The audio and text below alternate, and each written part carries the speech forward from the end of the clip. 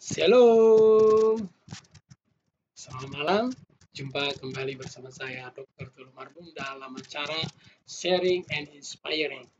Doa saya ketika saya sharing firman Tuhan, Anda terinspirasi oleh firman Tuhan. Saya percaya saudara, ketika firman Tuhan diberitakan, Roh Kudus berkarya di situ.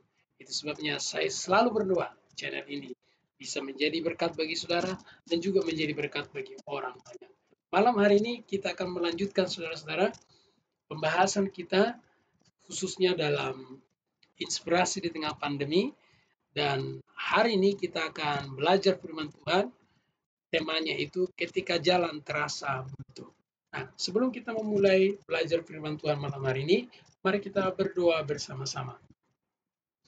Bapa yang baik, dalam nama Tuhan Yesus kami bersyukur malam hari ini kami diberi kesempatan hidup untuk memuliakan Tuhan sepanjang hari ini. Malam hari ini kami diberi kesempatan untuk mendengarkan firman Tuhan. Bapa berdoa di dalam nama Tuhan Yesus, biarlah urapan-Mu turun atas kami, secara khusus buat hamba-Mu. Urapi hamba-Mu, bimbing hamba-Mu, biarlah Roh Kudus yang menuntun, bahkan memilih setiap kata-kata yang keluar dari mulut hamba-Mu, sehingga sumber firman itu hanya dari Tuhan saja. Demikian juga yang mendengar, urapi ya Tuhan, biarlah Roh Kudus yang menolong mereka mengerti dan menerjemahkan firman ini, sehingga firman ini menjadi inspirasi bagi mereka, dan mereka bisa menjadi pelaku-pelaku firman Tuhan. Kapan saja video ini diberitakan, hamba percaya Roh Kudus berkarya di situ, menginspirasi setiap para pendengar. Terima kasih Tuhan Yesus. Dalam nama Yesus kami berdoa. Haleluya. Amin. Amin. Shalom. Malam hari ini saudara, kita akan membahas temanya itu ketika jalan terasa buntu. Pernahkah saudara merasa bahwa jalan Anda buntu? Apakah Anda pernah merasa selama masa pandemi ini Anda sudah berbuat sesuatu sepertinya tidak ada hasilnya? Sepertinya jalan buntu. Anda sudah tidak tahu harus berbuat apa. Malam ini, secara khusus ketika saya membuat tema ini, Anda masih mencari opsi lain. Bukan berarti Anda tidak berusaha lagi. Nah, saya menyampaikan malam hari ini, firman Tuhan malam hari ini bukan ketika Anda sudah tidak mau mencoba lagi. Maksud saya ketika jalan terasa buntu, Anda serasa buntu tapi Anda masih berusaha, Anda masih mencoba.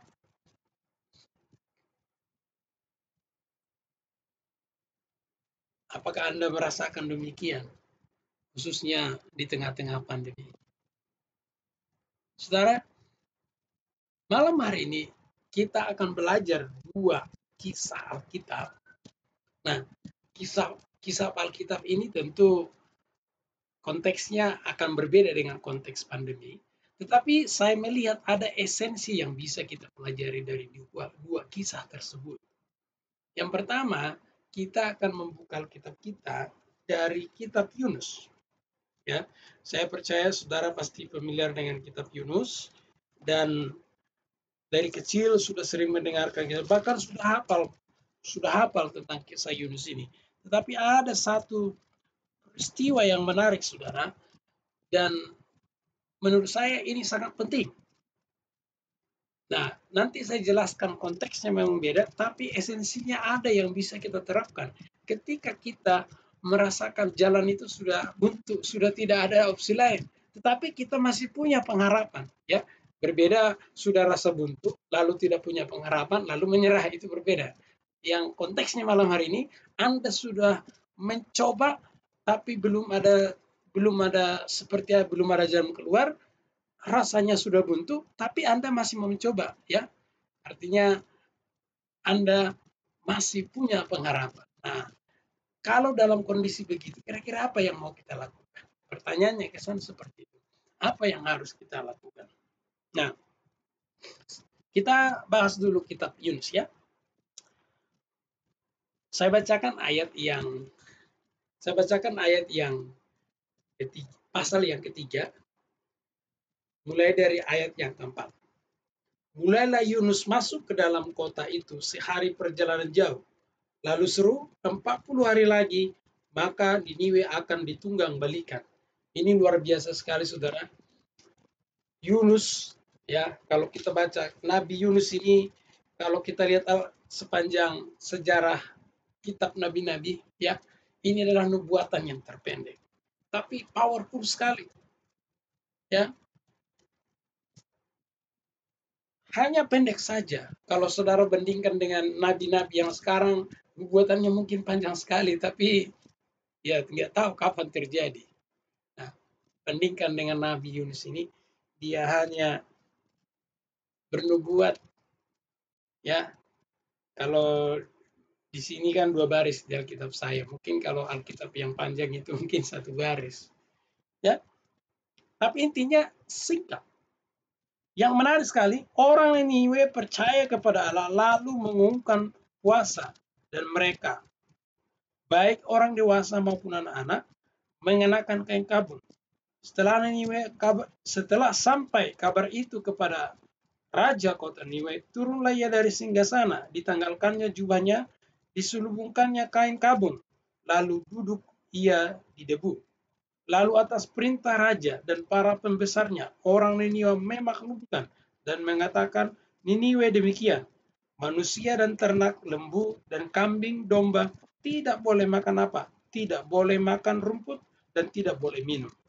Haruslah semua manusia dan ternak berselubung kain kabung dan berseru dengan keras kepada Allah, serta haruslah masing-masing berbalik dari tingkah laku yang jahat dan kekerasan yang dilakukannya. Siapa tahu mungkin Allah berbalik dan menyesal, serta berbalik dari murkanya yang menyala-nyala, sehingga kita tidak binasa. Ketika Allah melihat perbuatan mereka itu, yakni bagaimana mereka berbalik dari tingkah lakunya yang jahat, maka menyesallah Allah karena malapetaka yang telah dirancakannya terhadap mereka, dan ia pun tidak jadi melakukannya. Nah, sebelum kita menarik, ada beberapa esensi yang bisa kita lakukan yang berkaitan dengan materi ini. Tentu kita bahas dulu konteksnya, biar jangan asal-asal comot, gitu ya. Nah, saudara, ketika Yunus menyerukan itu, entah dia itu serius atau tidak, karena faktanya, saudara, Yunus itu sebenarnya lebih suka kota itu dibinasakan, ya. Lebih suka karena apa? Jelas dikatakan di sini, raja itu sendiri mengakui, ya, kalau kita lihat di ayat 8, berbalik dari tingkah laku yang jahat dan kekerasan yang dilakukan. Jadi raja itu pun tahu bahwa kota Niniwe itu adalah kota yang jahat dan mereka suka kekerasan. Dan kalau kita pelajari, saudara-saudara, sejarah, ya, bangsa Niniwe ini, orang Asyur ini, kalau menjajah, aduh, itu begitu pahit. Kalau saudara ingat sejarah penjajahan bangsa Jepang terhadap Indonesia, itu jauh lebih menyakitkan. Itu sebabnya ketika Tuhan berfirman kepada Yunus, Yunus kaget lah, bangsa yang jahat begitu, ya, bangsa yang jahat begitu. Yunus itu lebih suka bangsa yang jahat seperti Niniwe. Yunus lebih suka di.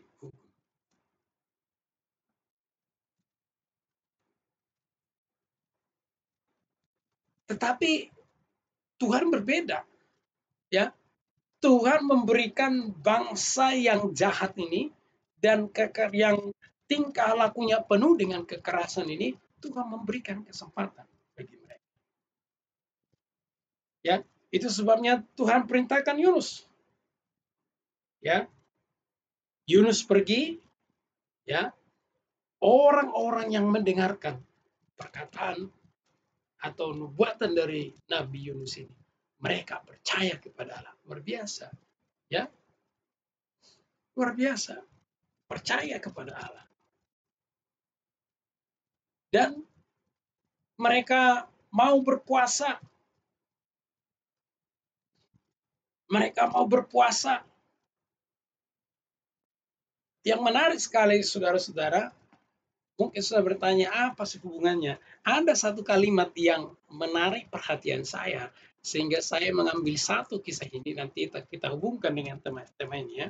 Yaitu di ayat yang ke-9. Siapa tahu, mungkin Allah berbalik dan menyesal, serta berpaling dari murkanya yang menyala-nyala, sehingga kita tidak binasa. Kata siapa tahu, ya, siapa tahu. Kemudian mungkin, dengan kata lain, mereka itu sudah nggak ada lagi cara. Ya, raja itu menyadari bahwa murka Allah itu sudah di depan mata. Tinggal menunggu waktunya. Mereka sudah tidak ada opsi lain. Karena apa? Mereka menyadari bahwa mereka adalah orang yang jahat, mereka adalah yang keras. Mereka menyadari bahwa cepat atau lambat mereka harus dibinasakan. Tetapi mereka sudah tidak ada punya pilihan. Jalannya sudah mulai buntu. Tetapi mereka masih punya pengharapan. Nah, itu yang saya bilang tadi, dihubungkan dengan konteks. Mereka udah buntu, udah nggak bisa kemana-mana, ya. Mereka hanya tinggal menunggu kapan murka Tuhan itu dicurahkan. Tetapi raja itu, pernyataan raja ini, saudara-saudara bilang apa lagi? Siapa tahu. Artinya apa? Ya, pengharapannya tipis. Kata kalimat juga mungkin.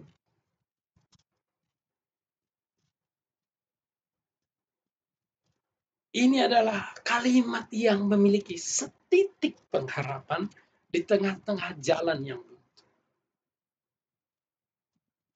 Mungkin saudara juga mengalami esensi yang sama, yaitu jalan Anda mungkin sudah terasa buntu, Anda sudah kehabisan akal, tetapi mungkin Anda masih memiliki setitik pengharapan.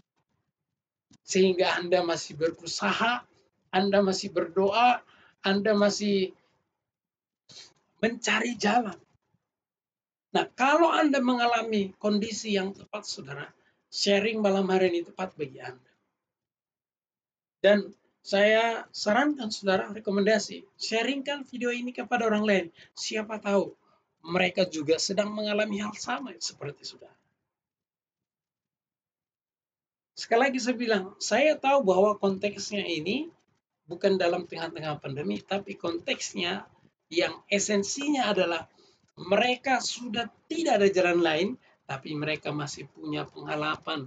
Mungkin segelintir pengharapan. Kalau kita baca kalimatnya ini, siapa tahu mungkin Allah menyesal.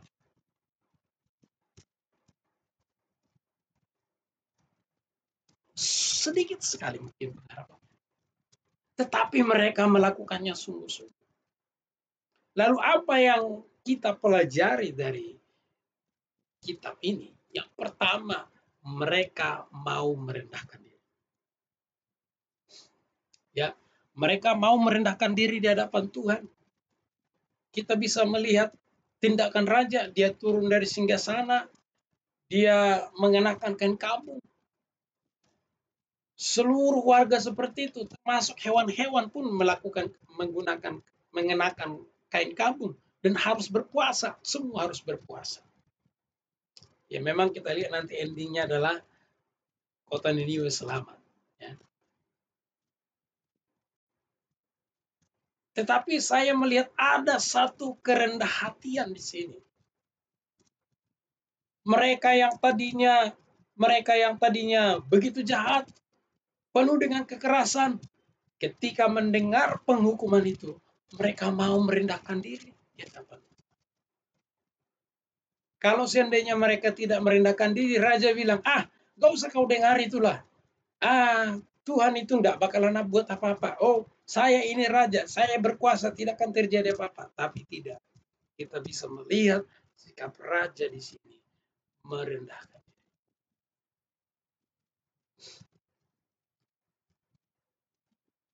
Jadi saudara, pertanyaannya apa yang harus kita lakukan ketika jalan terasa buntu? Yang pertama yang bisa kita lakukan adalah merendahkan diri. Merendahkan diri di hadapan Tuhan, menyadari meskipun kita sudah mencoba segala macam, kita perlu merendahkan diri di hadapan Tuhan. Mengakui bahwa secara manusia kita sudah tidak mampu. Secara manusia kita tidak bisa berbuat apa-apa. Artinya kita sudah tidak ada pilihan lain selain menyerahkan seluruh hidup kita ini kepada Tuhan. Merendahkan diri. Tentu kalau kita berbicara buntu, ya bisa saja karena kita diizinkan Tuhan mengalami yang itu, tapi bisa juga mungkin karena kita masih merasa bisa, ya bisa juga Tuhan izinkan itu supaya kita menyadari bahwa kita tidak bisa. Tapi yang pertama yang perlu kita lakukan dalam kondisi ketika kita sudah merasa jalan kita buntu, itu perlu kita merendahkan diri di hadapan Tuhan. Supaya apa? Kalau kita merendahkan diri di hadapan Tuhan, tentu biarlah Tuhan nanti yang campur tangan. Kita mau mengandalkan Tuhan, ya. Ketika kita merendahkan diri, ya kita juga akan mengandalkan Tuhan. Kalau kita nggak mau merendahkan diri, maka kita akan mengandalkan kekuatan sendiri. Kita merasa hebat, mungkin pintar, karena pengalaman segala berbagai macam. Tapi kalau kita mau merendahkan diri, maka kita mau mengandalkan Tuhan dalam segala ekspresi, dalam segala jalan hidup kita. Terutama dalam kondisi-kondisi terasa jalan buntu. Ya, saya mengakui kadang-kadang saudara, apalagi ya saya tidak puji-puji diri lah. Ya, saya termasuk orang pintar, tapi nggak pintar-pintar amat lah. Setidaknya waktu SMA saya masih dapat beasiswa prestasi lah, ya kan? Kadang-kadang ada timbul, wah saya punya pengalaman begini. Tapi ketika dicoba buntu aja. Ya, kadang-kadang karena kita merasa bisa. Sehingga Tuhan izinkan buntu. Supaya apa? Biar kita merendahkan diri, ya. Lalu kita angkat tangan sama Tuhan, biar Tuhan yang turun tangan, yang membuka jalan dalam hidup kita. Amin, saudara. Sekali lagi, mari kita merendahkan diri, kita angkat tangan kepada Tuhan, kita izinkan Tuhan yang turun tangan, yang membuka jalan opsi dalam hidup kita, sehingga kita melihat terobosan-terobosan dalam masa pandemi ini. Haleluya. Yang kedua saudara-saudara, yang menarik di sini adalah masih dalam ayat yang sama.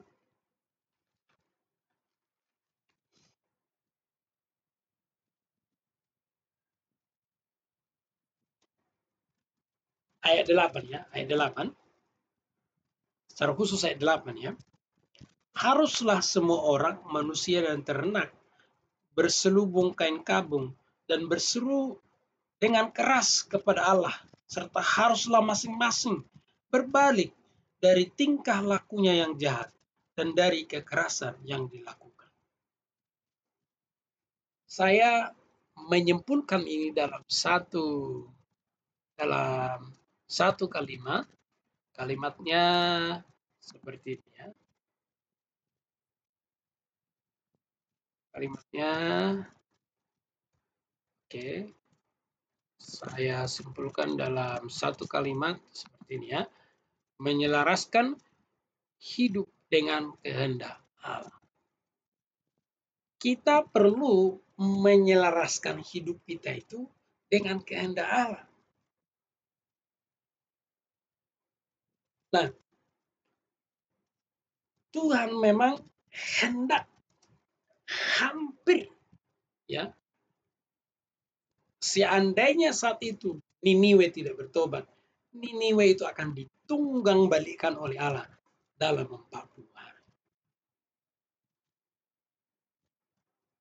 Yang menarik sekali di sini, kalau kita baca dalam kitab Yunus ini, Yunus tidak memberitakan tentang pertobatan. Ya, Yunus sudah tidak menubatkan juga tentang pemulihan. Tapi bangsa ini menyelaraskan hidup mereka dengan kehendak Allah. Itu yang pertama, mereka berseru kepada Allah. Tapi mereka tidak hanya berseru, tapi mereka berbalik dari jalan-jalan yang jahat. Mereka bertobat. Supaya apa? Supaya hidup mereka selaras dengan kehendak. Lalu apa yang harus kita lakukan ketika jalan terus? Kita perlu menyelaraskan hidup kita ini dengan kehendak Allah. Kita juga perlu mengoreksi diri, membenahi diri apa yang perlu kita beresin. Supaya apa? Hidup kita ini sesuai dengan kehendak Allah. Kalau Tuhan izinkan jalan kita terasa buntu, berarti Tuhan mau, ya. Sekali lagi seperti saya bilang, konteksnya berbeda, tapi esensinya bisa kita lakukan. Yang pertama, esensinya apa? Kita bisa berseru kepada Tuhan. Ya. Kemudian kita, kalau boleh saya sederhanakan, meninggalkan hal-hal yang tidak berkenan. Ya, Tuhan yang kita sembah itu kudus, saudara. Sehingga memang kita harus sungguh-sungguh, kita harus memperhatikan hidup kita itu, sehingga hidup kita itu selaras dengan yang Tuhan. Nah, ketika hidup kita itu selaras dengan Tuhan, maka Tuhan akan memberi respon. Nah, kalau dari mana kita tahu? Coba kita lihat masih dalam perikop yang sama, ya, ayat yang ke-10. Ketika Tuhan melihat perbuatan mereka itu, yakni bagaimana mereka berbalik dari tingkah lakunya yang jahat, maka menyesallah Allah karena malapetaka yang dirancangkannya terhadap mereka, dan ia pun tidak jadi melakukannya. Apa yang mau saya katakan di sini? Ketika bangsa Niniwe menyesuaikan, menyelaraskan hidup mereka dengan kehendak Allah, maka Allah itu membatalkan hukuman terhadap Niniwe. Generasi ini, saudara, generasi yang mengalami pertobatan dalam nubuatan Yunus ini, mereka adalah generasi yang takut akan Tuhan. Meskipun nanti pada akhirnya generasi berikutnya adalah generasi yang tidak takut akan Tuhan, sehingga kalau kita baca di kitab Jefanya itu Niniwe dihancurkan. Tetapi setidaknya dari satu generasi ini, mereka hidup dengan takut akan Tuhan. Jadi menyelaraskan hidup mereka dengan kehendak. Hal yang sama yang perlu kita lakukan. Kita menyelaraskan hidup kita sehingga ketika Tuhan melihat hidup kita selaras dengan kehendaknya, maka Tuhan bertindak. Tuhan membuka jalan. Luar biasa. Menyelaraskan hidup sesuai dengan kehendak Tuhan. Ini tentu bukan PR yang mudah, tapi sekali lagi kita punya Roh Kudus. Ya, kita punya Roh Kudus yang siap menolong kita kapan saja, terutama kalau kita mau menjadi pelaku firman Tuhan. Saya percaya Roh Kudus siap menolong kita. Yang penting kita sudah mau merendahkan diri di hadapan Tuhan. Oke, jadi ada dua yang kita pelajari dari kisah Yunus ini. Yang ketiga, kita akan mempelajari dari kitab Kejadian. Nah, maksud saya kitab Keluaran. Saudara, ini sama halnya, saya percaya saudara sudah pernah, bahkan sudah sering mendengarkan bagaimana bangsa Israel menyeberangi Laut Teberau pada saat itu. Nah, ini kalau Bapak Ibu bisa melihat di Keluaran 14, ya, itu mulai dari ayat 15, ya, sampai 31. Nah, saya tidak baca ayat per ayat, tapi saya rangkumkan aja.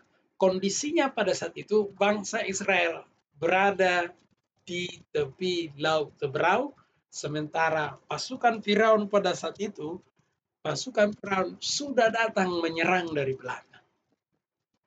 Lagi-lagi, sekali saya bilang, mereka sudah berada di jalan yang buntu. Mereka sudah nggak bisa berbuat apa-apa. Ya, maju, kalau mereka maju, ada laut, ada lautan. Kalau mereka mundur, ada pasukan, Firaun saat itu yang sudah siap. Ya, mungkin saja mereka dibunuh atau mungkin dipaksa pulang. Ya, kita tidak tahu saat itu apa rencananya terakhir daripada Firaun pada saat itu. Apakah membunuh atau menarik kembali kemudian menyiksa dan membebas sampai jerat-jerat, kita tidak tahu. Tapi kenyataannya adalah pada saat itu bangsa Israel sudah tidak ada pilihan, jalannya sudah buntu. Ya, ya mungkin juga saat itu Musa udah mulai sedikit panik mungkin ya.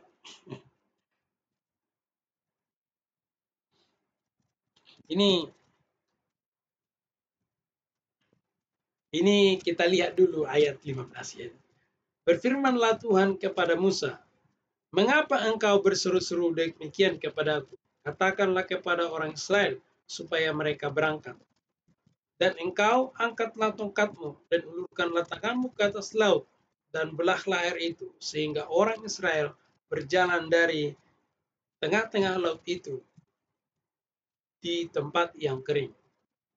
Tetapi sungguh aku akan mengeraskan hati orang Mesir, sehingga mereka menyusul orang Israel, dan terhadap Firaun dan seluruh pasukannya, keretanya dan orang-orangnya berkuda, aku akan menyatakan kemuliaanku. Maka orang Mesir akan mengetahui bahwa akulah Tuhan, dan apabila aku memperlihatkan kemuliaanku terhadap Firaun, kereta dan orang yang berkuda. Ya, jadi saat itu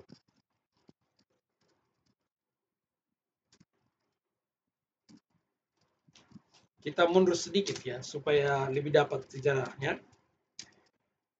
Tetapi berkatalah Musa kepada bangsa itu ya, janganlah takut, berdirilah dan lihatlah keselamatan yang daripada Tuhan, yang akan diberikan hari ini kepadamu. Sebab orang Mesir yang kamu lihat hari ini, tidak akan kamu lihat lagi selama-lamanya. Tuhan berperang untuk kamu, dan kamu diam saja. Ini bangsa Israel saat itu Musa saat itu mencoba menenangkan hati bangsa Israel, ya. Bangsa Israel saat itu, ya kita lihat di sini. Kita lihat ayat 11, ya. Keluaran 14 ayat 11. Dan mereka berkata kepada Musa, apakah karena tidak ada kuburan di Mesir? Mengapa engkau membawa kami mati di padang gurun ini? Apa yang kami perbuat terhadap kami dengan membawa kami keluar dari Mesir? Bukankah ini telah kami katakan kepada kamu di Mesir? Janganlah mengganggu kami dan biarkanlah kami bekerja pada orang Mesir. Sebab lebih baik bagi kami bekerja kepada orang Mesir daripada mati di padang gurun ini. Ini bangsa Israel sudah bersungut-sungut. Mereka juga udah hopeless. Mereka sudah bilang sama Musa, ngomel sama Musa, dulu kami udah bilang kepada Musa jangan bawa, jangan ganggu, ya.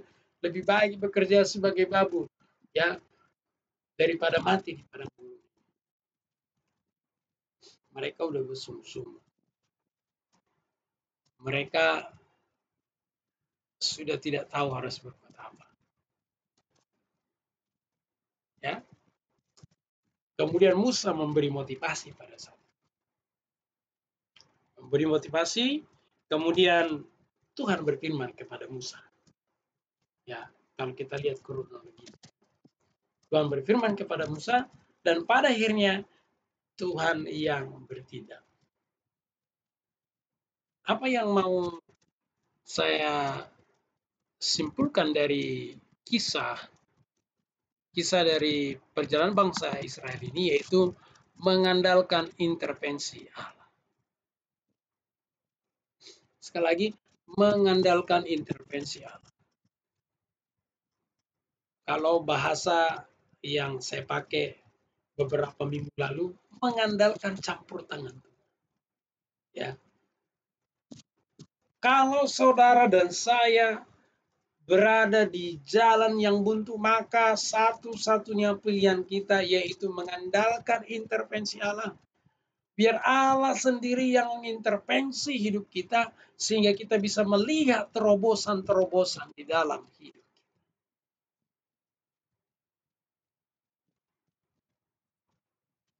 Yang pertama tadi kita lakukan, saudara, kita merendahkan diri di hadapan Tuhan. Ya.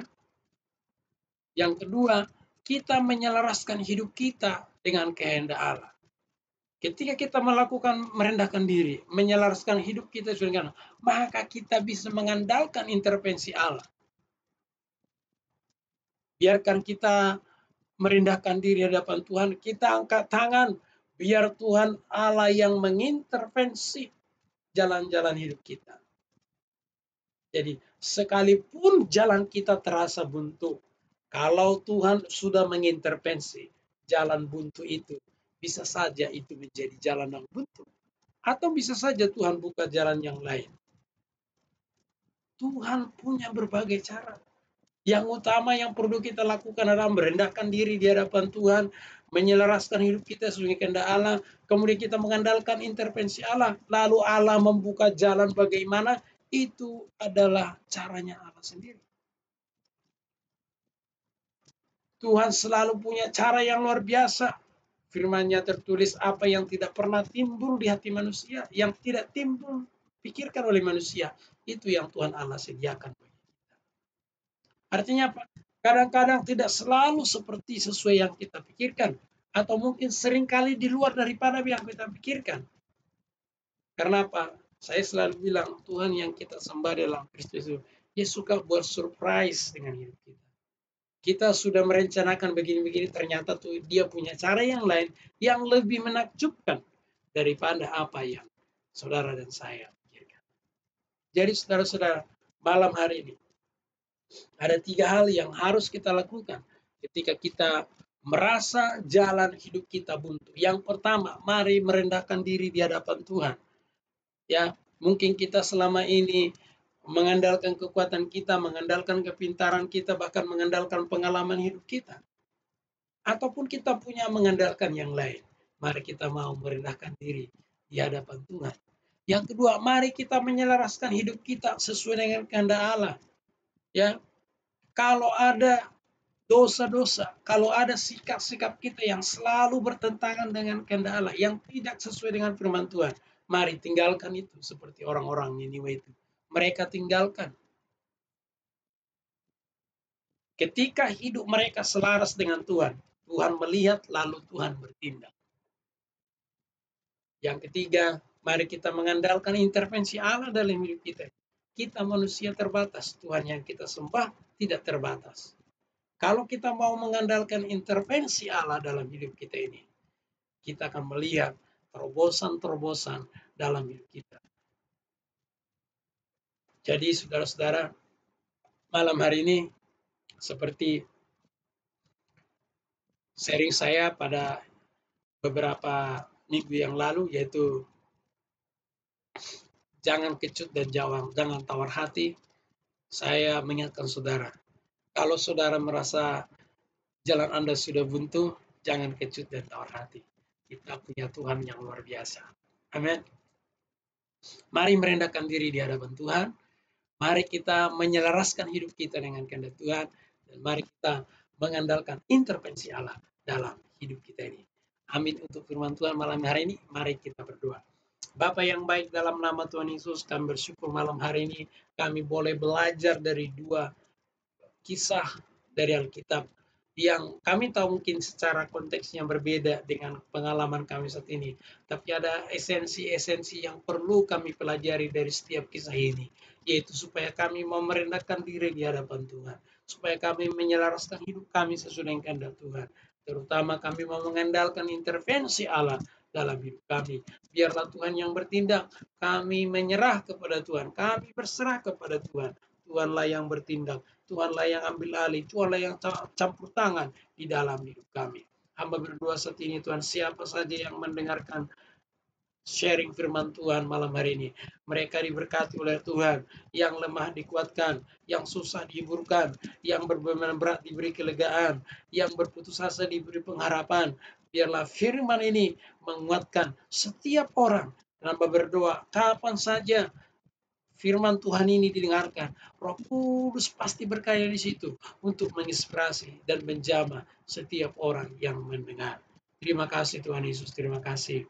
Hamba-Mu sudah selesai berbicara, biarlah Roh Kudus yang berbicara bagi kami masing-masing. Terima kasih Tuhan. Di akhir daripada sharing firman Tuhan ini, biarlah kami menerima kasih yang daripada Bapa, pertolongan daripada Yesus Kristus, dan persekutuan Roh Kudus menyertai kami mulai hari ini sampai selama-lamanya. Amin. Amin untuk firman Tuhan. Saya percaya saudara diberkati. Saudara-saudara, kalau saudara merasa diberkati, saya menyarankan supaya saudara membagikan ya video ini kepada teman-teman saudara, biar mereka juga diberkati sama seperti saudara diberkati ketika mendengarkan video ini ya. Terutama siapa tahu mereka lagi mengalami kondisi yang sama ya. Yang kedua, kalau misalnya Bapak Ibu mau memberikan masukan ataupun komentar ataupun mungkin materi yang akan dibahas, silakan langsung saja di kolom komentar di bawah ini ya. Sekalipun saya akan slow respon, tapi saya pasti akan tanggapi ya. Yang ketiga, bagi Bapak Ibu yang belum subscribe ya, silakan subscribe channel ini biar setiap video-video saya, ya program-program saya, khususnya yang berkaitan dengan firman Tuhan ya saudara selalu bisa mengikutinya. Terutama sudah ada renungan pagi ya, dan sesuai dengan masukan supaya renungannya diperpanjang, dan saya sudah perpanjang durasinya 20 menit ke atas ya. Jadi setiap pagi Bapak Ibu bisa belajar firman Tuhan bersama-sama dengan saya, dan doa saya seperti biasa ya, Anda terinspirasi oleh firman Tuhan dan diberkati oleh Tuhan sehingga sepanjang hari saudara bisa menyelaraskan hidup sesuai dengan kehendak Allah. Terima kasih ya, sekali lagi partisipasi Anda untuk subscribe ini ya, ini demi pengembangan channel ini supaya channel ini semakin memberkati banyak orang ya. Saya pribadi saudara, ini saya pakai sebagai salah satu pelayanan ya, supaya banyak orang yang diberkati, karena saya lihat ini salah satu opportunity yang bisa menjadi berkat bagi banyak orang, dan saya lakukan itu. Jadi kalau Bapak Ibu subscribe, berarti Bapak Ibu terlibat di dalamnya, mendukung channel ini menjadi channel yang menjadi berkat bagi banyak orang. Shalom, Tuhan Yesus memberkati. Selamat malam.